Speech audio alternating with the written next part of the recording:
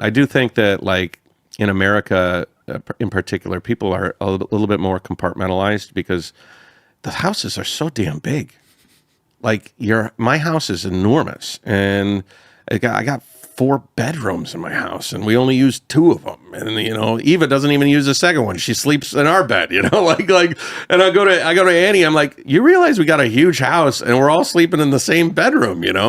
And we have kitchens, whereas big useful kitchens. Whereas in Asia, I always found myself going out. And because food is fairly cheap, and there's like a lot of places to go, and there's a lot of food variety and things like this. And whereas in America, there's like your meat and potatoes, and then there's your meat and potatoes, and then there's your hamburgers, and then it's not doesn't necessarily have the wide variety of foods that maybe you can get here. And so I'm like, people are, like Annie and I, we eat in the house every day, and we have a fairly compartmentalized life. And then we'll visit family, and then we'll come back to the house, and then da. And I mean, I don't know. It's not as what I would say is it's not very exciting. Like it's sort of like, you got your Walmart and then you got your Meijer. Yeah, that sounds about right for suburban life. Right. Yeah. So. But I've seen him since he's come back to China. I've seen him light up. Like really? he draws a lot of comparison between America and China. And, But it's very interesting to see when he's walking. Like we walked through downtown Shenzhen, and suddenly he says like, I like this. I like the energy. I like the lights. I like things are going on. I like these electric scooters and people walking, and it's chaos, but it works. Like it's harmonic chaos in some ways. And then I really see it, and he's just energized by all the energy around it. I mean, on our walk here, we came from the river, like the Huangpu area where you got the nice view. We walked here, and then he said the same thing. He was like, how can you not be energized by what's going on? We were walking through like a very busy street, and there was like, there were old people, there were young people, and everybody was having a good time.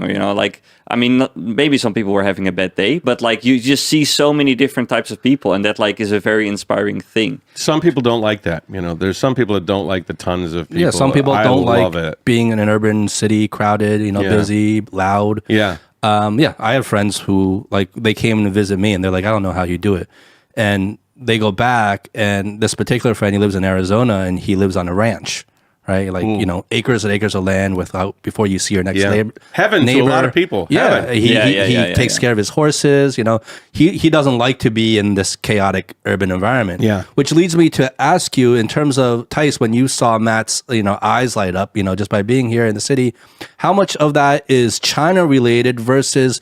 If you were to go to any of the big cities, let's say in the States, would you feel that same energy? Would your eyes light up? Would you be pumped about that as well? Is it just being in a city, or is it being in a Chinese city? Yeah, well, I think there is a part of that just being in the city energy, but don't forget he's also a vlogger, and if the people around him are sort of welcoming a camera, that's like supercharging him, because now he can be relaxed, he can be vlogging around, and people are just like interested, like, oh, what is that? And like, hi, like all that sort of stuff. And he loves that. You're not walking around Boston putting sticking a camera in people's faces. My comfort level for this being a vlogger is in Asia so much more relaxed. There's lots of moments I was in the States, and people would like give you the stink eye, or they would be like, sheltering their kids from the camera, like I'm accosting them with my lens. In America, people are nervous, and then in China, people are like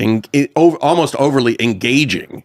And that makes good content. It also makes good feelings, for me as far as life goes. And in America, it just seems like people are way more apprehensive. They're way more apprehensive about like involving themselves in strangers that are doing things, and they feel And I think also it's just like a general feeling of maybe shame, because like here you would have like old people dancing and all of that sort of stuff, or even doing karaoke in the park. I mean they sound. May not be very like nice, but they belt it out. They still do it. Confidence is there, but the confidence is there, and everybody just like chips in and like enjoys it, and that's what I really love about I think Asia in general, where you got that sort of sentiment. Well, it's more of a communal society, right? Yeah. Many Western countries, not all, but like especially the States is very not communal, and I think the idea of this concern with safety is probably at the top of people's minds a lot in that culture. I mean, I like when I lived there, yeah, like you couldn't just like walk up on people and just, you know, there was always this kind of, this idea of like personal space is also much more valued in America, whereas it's much less of a thing here. And, you know, for a long time, I didn't really know how to feel about that because I kind of like enjoy my personal space sometimes, especially when it's really crowded. You don't want person like just coming right up to you. If you're not used to it. Yeah, but there's not that concept of like in America, there's this concept of like we have this like 3-foot radius bubble around us, right? And that's like considered our personal space. And so like we all kind of respect that.